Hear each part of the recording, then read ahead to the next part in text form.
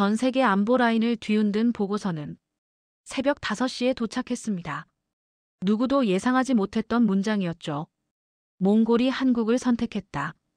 그 순간부터 러시아와 중국의 움직임이 급격히 흔들렸고 전문가들은 믿기 어려운 질문을 던지기 시작했습니다. 작은 나라가 어떻게 거대한 두 강대국의 심장을 긴장시키고 있는가? 무기를 내세운 것도 아니고 압박을 쓴 것도 아닌데 왜 세계의 시선은 모두 한국을 향하고 있는가? 답을 찾기 위한 탐사와 증언이 이어지며 초원과 국경, 그리고 제네바 회의장까지 하나로 연결됐습니다. 그리고 모두가 깨닫게 됩니다. 세상을 움직인 힘은 군사력이 아니라 신뢰였다는 사실을요. 지금 그 이야기를 시작하겠습니다. 저는 앙투안 드베르입니다. 프랑스 국제전략연구소에서 25년간 동아시아 안보를 분석해온 저널리스트죠. 러시아와 중국의 국경 병력 이동은 제게 익숙한 장면이었습니다. 냉전의 잔향이 사라지지 않은 지역에서 이런 건 한두 번 겪은 일이 아니니까요. 그런데 2025년 봄 보고서 첫 줄이 이상했습니다. 몽골이 움직인다. 이 문장이 제 손을 멈추게 했죠. 몽골은 움직이는 나라가 아닙니다. 움직이는 건 주변 두 강대국이지 그 사이 끼인 몽골은 늘 조용했어요. 그런데 정보망 전체가 묘하게 흔들리고 있었습니다. 국경 쪽에서 잡히는 군 통신량의 변화, 베이징이 갑자기 늘린 내부 보고 라인, 러시아의 극동 전력 재배치. 모두가 서로를 의식하고 있었죠. 그 한가운데 있는 몽골만 침묵하고 있었습니다. 저는 페이지를 넘기며 속으로 중얼거렸습니다. 왜 지금이지? 아무 근거 없는 불안이 목 뒤를 당겼어요. 수십 년간 이런 직감은 대체로 옳았습니다. 문제는 이번 직감이 유난히 날카로웠다는 것. 강대국 둘이 동시에 움직인다는 건 우연이 아니죠. 누군가 판을 건드렸다는 뜻입니다. 뒤쪽에 작게 표시된 문구가 눈을 잡았습니다. 한국 관련 동향 분석 요청 한국이라고요? 몽골과 한국 사이에서 이런 단어가 붙을 이유가 없는 줄 알았습니다. 그런데 이 단어가 시대의 균열처럼 보였죠. 저는 메모장에 이렇게 적었습니다. 한국 몽골? 이 조합을 다시 확인할 것. 그 순간 제 머릿속에서 작은 의심이 자라기 시작했습니다. 작은 나라 둘이서 무엇을 바꿀 수 있단 말인가? 하지만 그 의심은 오래가지 않았어요. 며칠 뒤 그 조합이 세계 판도를 흔든다는 걸 보게 됩니다. 서울발 외신이 눈에 들어온 건 새벽 5시였습니다.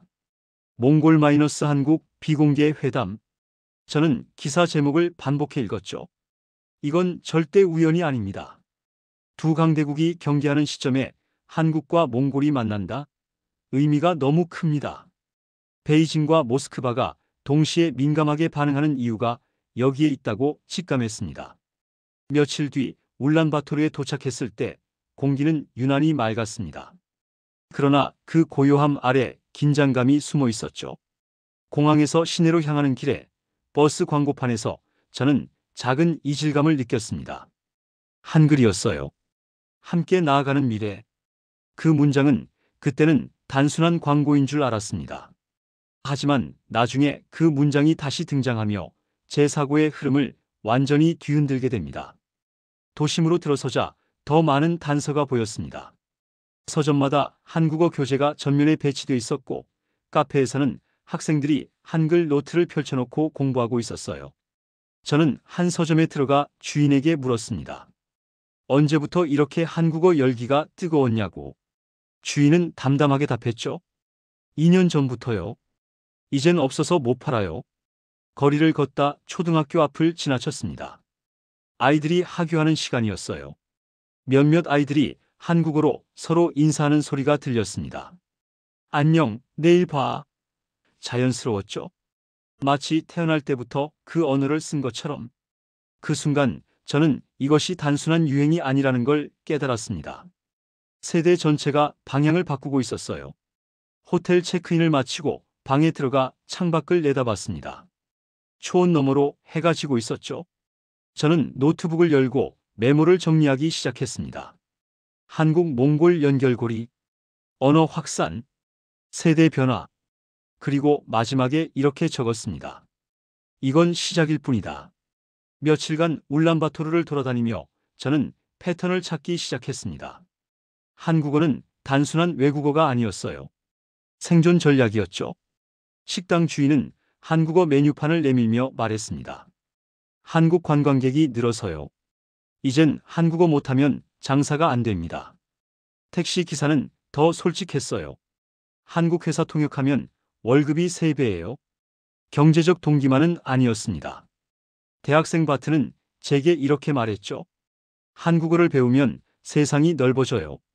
중국어나 러시아어는 그냥 이웃 언어지만 한국어는 미래로 가는 문이에요. 그 말이 제 가슴을 찔렀습니다. 언어는 단순한 도구가 아니라 방향이었어요.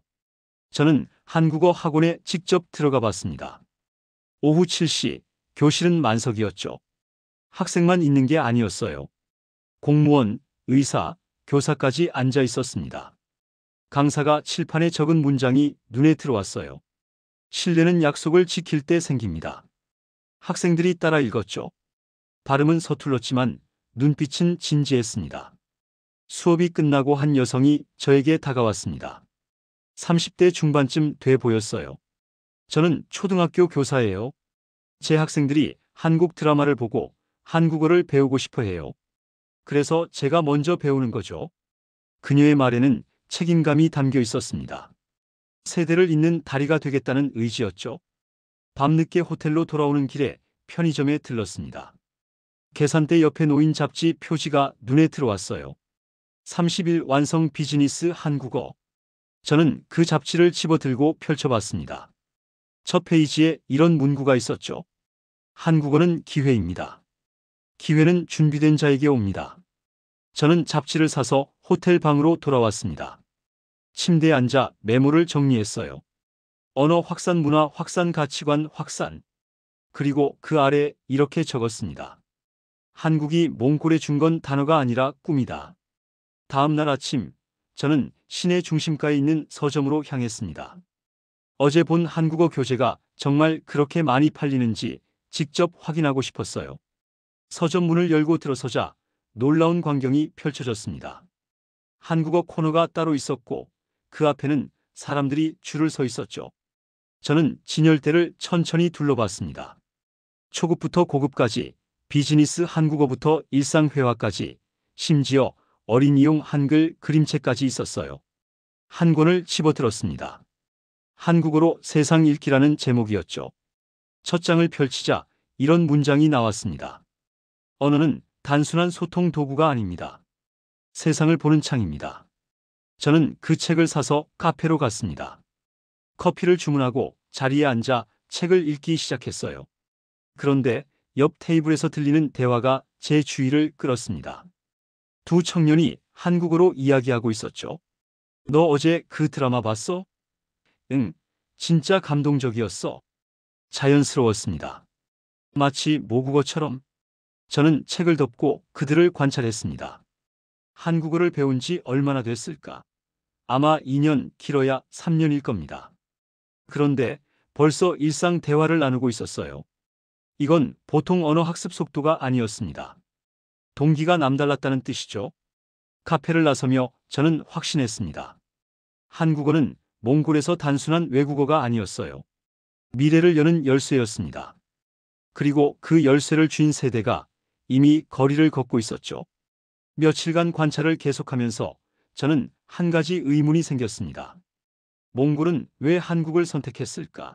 중국과 러시아라는 두 강대국 사이에서 살아온 나라가 왜 멀리 있는 한국을 택했을까? 그 답을 찾기 위해 저는 정부 관계자와 만났습니다.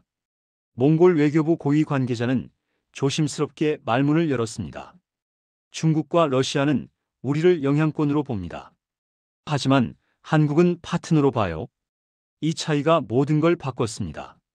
저는 메모를 하며 물었죠. 구체적으로 어떤 점이 다른가요? 그는 잠시 생각하더니 답했습니다. 한국은 3가지를 보내지 않습니다. 군대, 압박, 조건. 대신 3가지를 보냅니다. 기술, 교육, 신뢰. 그의 말이 머릿속에서 맴돌았습니다. 저는 이 말을 확인하기 위해 현장으로 향했습니다. 울란바토르에서 차로 2시간 거리에 있는 초원 마을이었죠. 그곳에서 한국 기업이 태양광 발전 프로젝트를 진행하고 있었어요. 초원에 도착하자 푸른 하늘 아래 태양광 패널이 줄지어 서 있었습니다. 한국인 엔지니어 2명과 몽골 청년 5명이 함께 작업하고 있었죠. 저는 조용히 그들을 관찰했습니다. 한국인 엔지니어가 몽골 청년에게 공구를 건네며 말했어요. 이렇게 연결하면 돼, 형. 몽골 청년이 웃으며 답했죠. 고마워요, 형님. 그 짧은 대화가 제게는 충격이었습니다. 형과 형님이라는 호칭. 이건 단순한 업무 관계가 아니었어요. 신뢰 관계였습니다. 저는 군사 전략을 25년간 분석해왔지만 이런 장면은 처음 봤죠. 총도 없고 계약서도 없고 감시도 없었습니다. 그저 함께 일하는 사람들이 있을 뿐이었어요. 작업이 끝난 후 한국인 엔지니어 김 씨와 이야기를 나눴습니다. 여기서 일하시면서 어려운 점은 없으세요? 김 씨는 고개를 저었습니다. 어려운 점보다 보람이 더 커요. 이 친구들이 정말 열심히 배우거든요. 우리가 가르쳐 준 건 기술이지만 이 친구들이 배워가는 건 미래예요. 저는 몽골 청년 에르덴에게도 물었습니다. 한국 사람들과 일하는 게 어때요? 에르덴은 환하게 웃었죠. 형님들은 우리를 동료로 대해요. 중국 회사에서 일할 때는 명령만 받았지만 여기선 함께 고민하고 해결해요. 그게 가장 큰 차이예요. 다음 날 저는 울란바토르의 한 초등학교를 방문했습니다. 한국 정부가 지원한 디지털 교육 프로그램이 운영되고 있었어요. 교실에 들어서자 아이들이 태블릿으로 한국어 동화를 읽고 있었습니다. 선생님은 제게 조용히 말했죠. 이 아이들 꿈이 한국 기업에서 일하는 거예요. 예전엔 상상도 못했던 꿈이죠. 저는 한 아이에게 물었습니다. 나중에 뭐가 되고 싶어? 아이는 망설임 없이 답했어요. 한국에서 엔지니어가 되고 싶어요. 형처럼요? 아이가 가리킨 곳을 보니 벽에 사진이 붙어 있었습니다. 한국인 엔지니어와 몽골 학생이 함께 찍은 사진이었죠. 아이는 계속 말했습니다. 형이 말했어요. 꿈은 크게 가져도 된다고. 저는 그날 저녁 호텔 방에서 오랫동안 생각했습니다. 한국이 보여주는 방식은 제가 배워온 국제관계 이론과 완전히 달랐어요. 힘으로 누르지 않고 돈으로 사지 않고 신뢰로 연결하고 있었습니다. 이게 정말 가능한 일일까?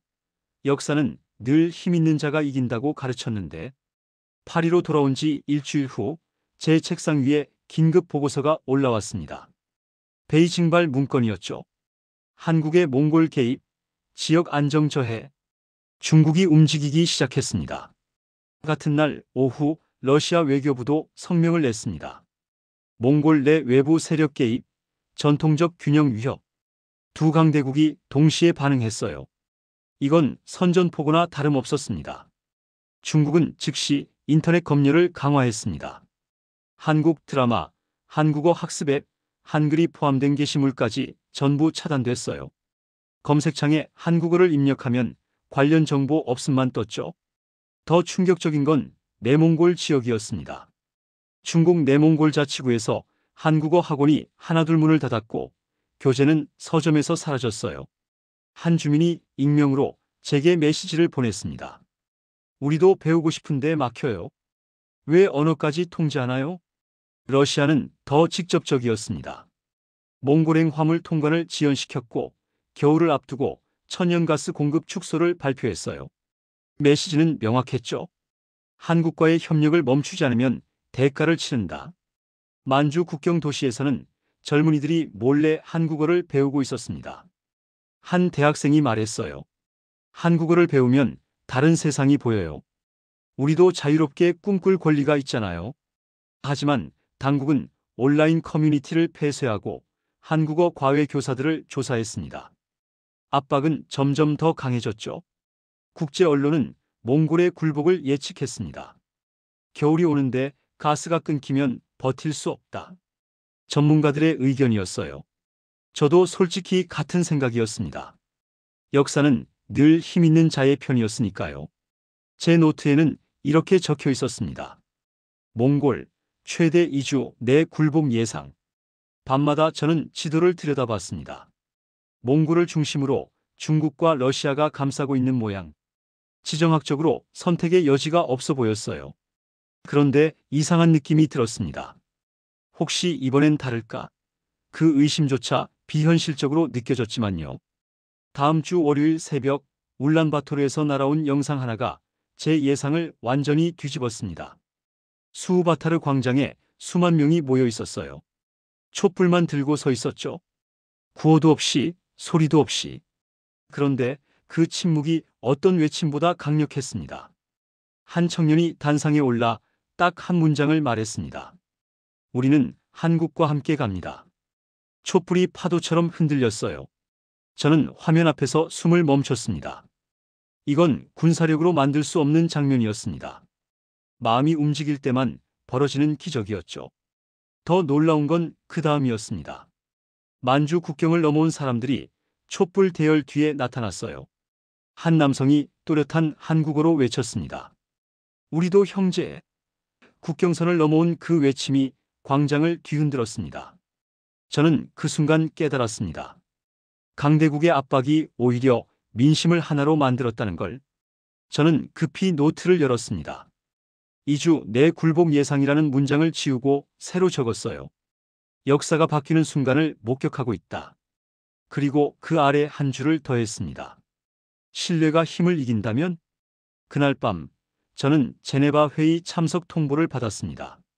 중국, 러시아, 한국, 몽골이 한자리에 모인다고 했어요. 진짜 싸움이 이제 시작되는 거였습니다.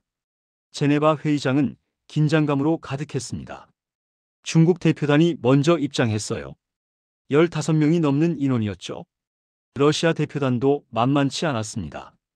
그들은 회의 테이블 양쪽을 차지했어요. 마치 몽골을 사이에 두고 포위하는 형국이었습니다. 한국 대표단은 5명이었습니다. 몽골 대표단은 3명. 숫자만 봐도 판세가 정해진 것처럼 보였어요. 저는 관찰석에 앉아 노트를 펼쳤습니다. 한국과 몽골, 숫자로는 압도당했다. 중국 대표가 먼저 발언했습니다. 작은 나라가 큰 판을 흔들 수 없습니다. 지정학적 현실을 직시해야 합니다. 협상이 아니라 통보였어요. 러시아 대표는 더 노골적이었습니다. 몽골은 전통적으로 우리 영향권입니다. 테이블을 두드리며 말했죠. 위협이 분명했습니다.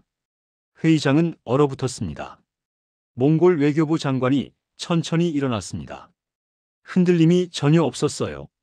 우리는 더 이상 누구의 뒷마당이 아닙니다. 그의 목소리는 조용했지만 단단했습니다. 우리는 신뢰를 선택했습니다. 우리 국민은 광장에서 답을 보여줬습니다. 수만 개의 촛불이 우리의 의지였습니다. 저는 숨을 죽이고 지켜봤습니다. 이건 단순한 외교 발언이 아니었어요. 선언이었습니다. 작은 나라가 강대국 앞에서 당당히 서는 역사적 순간이었죠. 회의장 공기가 완전히 바뀌었습니다. 한국 대표가 일어났습니다. 우리는 경쟁을 원하지 않습니다. 하지만 신뢰를 잃지 않기 위해 싸울 준비는 되어 있습니다. 위협이 아니라 책임이었어요. 저는 깨달았습니다. 이 나라의 힘은 약속을 지키는 데서 나온다는 걸. 중국 대표가 서류를 집어들었습니다. 경제 제재 목록입니다. 몽골의 선택을 제거할 시간을 드립니다. 러시아 대표도 가세했죠. 천연가스 공급은 내일부터 추가 축소됩니다. 겨울이 다가옵니다. 현명한 선택을 기대합니다. 몽골 장관이 미소를 지었습니다. 추위는 견딜 수 있지만 신뢰를 잃는 것은 견딜 수 없습니다. 한국 대표가 덧붙였어요. 한국은 몽골과 함께 겨울을 넘을 준비가 되어 있습니다. 우리는 약속을 지킵니다. 저는 손이 떨렸습니다. 25년간 국제관계를 분석해왔지만 이런 장면은 처음이었어요. 힘의 논리가 아니라 신뢰의 언어가 회의장을 지배하고 있었습니다. 총도 탱크도 없이 오직 약속만으로 강대국과 맞서는 장면이었죠. 회의는 결렬됐습니다. 중국과 러시아 대표단이 퇴장했어요. 그들의 표정은 굳어 있었습니다. 저는 복도에서 한국 대표를 잠깐 만났습니다. 두렵지 않으십니까? 그는 잠시 침묵하더니 답했어요. 두렵죠? 하지만 옳은 일입니다. 그게 더 중요합니다. 그날 밤 저는 호텔 방에서 노트를 펼쳤습니다. 손이 떨려서 글씨가 흔들렸어요. 오늘 작은 나라 둘이 세계에 보여줬다. 신뢰가 힘보다 강할 수 있다는 것을. 평생 믿어온 모든 게 흔들리고 있었습니다.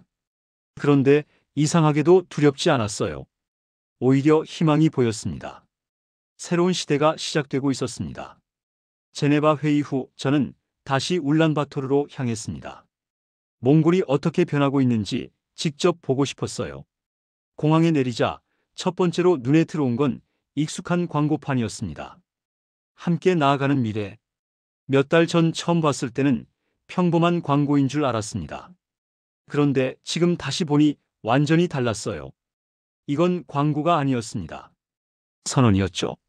한국과 몽골이 함께 만들어가는 미래에 대한 약속이었습니다. 저는 버스를 타고 시내로 들어갔습니다. 거리는 몇 달 전과 다른 모습이었어요. 한국어 간판이 늘어났고 사람들의 표정이 달라져 있었습니다. 불안이 아니라 확신이 얼굴에 있었죠. 한 카페에 들어가 커피를 주문했습니다. 직원이 한국어로 물었어요. 어떤 걸로 드릴까요? 저는 놀라서 물었습니다. 한국어를 언제 배우셨어요? 그녀는 웃으며 답했죠.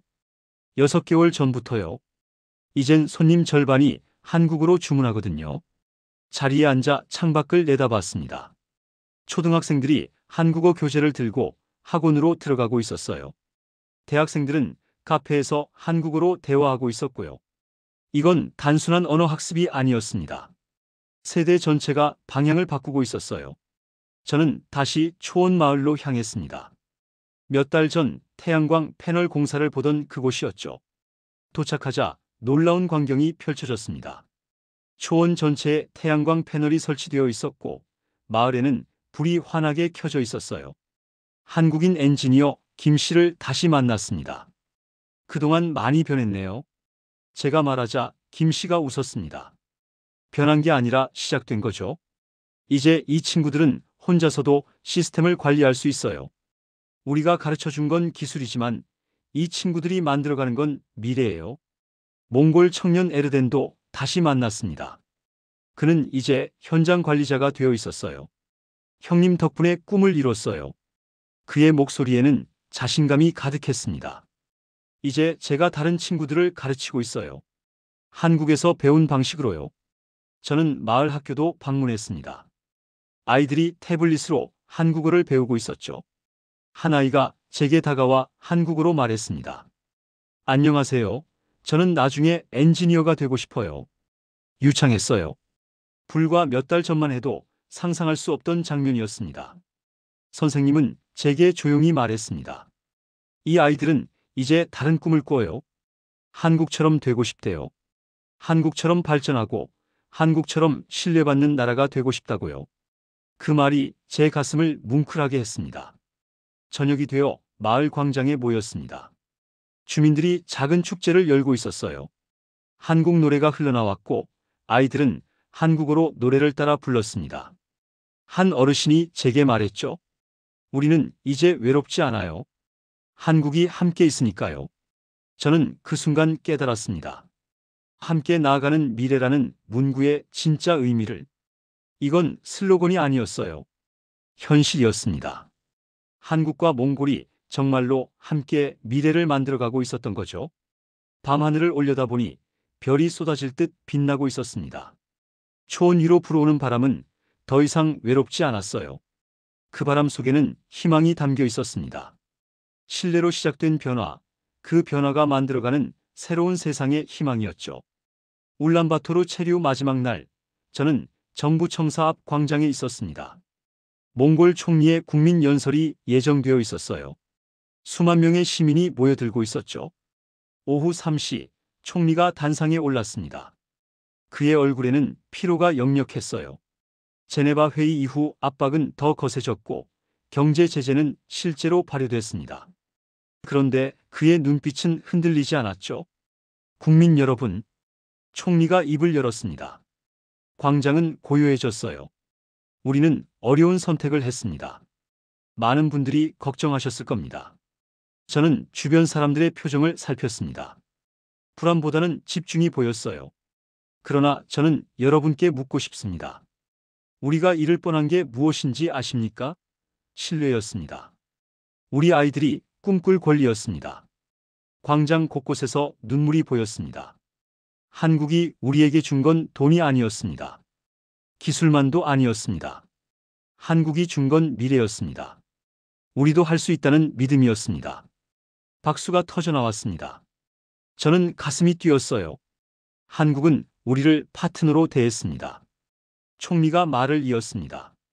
영향권이 아니라 친구로, 속국이 아니라 동등한 나라로 대했습니다. 그래서 우리는 선택했습니다. 압박이 아니라 신뢰를, 두려움이 아니라 희망을 선택했습니다. 저는 노트에 빠르게 적었습니다. 이건 연설이 아니다. 선언이다. 우리는 추위를 견딜 수 있습니다. 총리의 목소리가 울렸습니다. 물가 상승도 견딜 수 있습니다. 그러나 신뢰를 잃는 것, 우리 아이들의 미래를 포기하는 것은 절대 견딜 수 없습니다. 광장이 폭발했습니다. 환호와 박수가 하늘을 찔렀어요. 사람들이 일어섰습니다. 어떤 이는 울었고 어떤 이는 주먹을 치켜들었습니다. 저는 그 순간을 카메라에 담았습니다. 이건 역사적 순간이었어요. 작은 나라가 강대국의 압박에 굴하지 않고 신뢰를 선택한 순간이었습니다. 총리가 마지막 말을 했습니다. 한국이 우리에게 준 건 기술이 아니라 미래였습니다. 이제 우리는 그 미래를 우리 손으로 만들어갈 것입니다. 한국과 함께, 우리의 힘으로. 광장은 함성으로 가득 찼습니다. 함께, 함께, 함께. 사람들이 외쳤어요. 한국어로 감사합니다를 외치는 사람들도 있었습니다. 저는 연설이 끝난 후 광장을 걸었습니다. 사람들의 얼굴에는 눈물과 웃음이 동시에 있었어요. 한 할아버지가 제게 말했습니다. 평생을 강대국 사이에서 살았습니다. 오늘 처음으로 우리가 주인이라는 걸 느꼈어요. 국제 정치를 25년간 분석했지만 이런 감정은 처음이었습니다. 힘이 아니라 신뢰가 만들어낸 기적이었어요. 저녁에 한 가족을 마주쳤습니다. 아버지가 어린 딸에게 말하고 있었어요. 너는 내가 원하는 걸 꿈꿔도 돼. 우리에겐 이제 한국이 있으니까. 딸아이가 한국어로 답했습니다. 네, 아빠.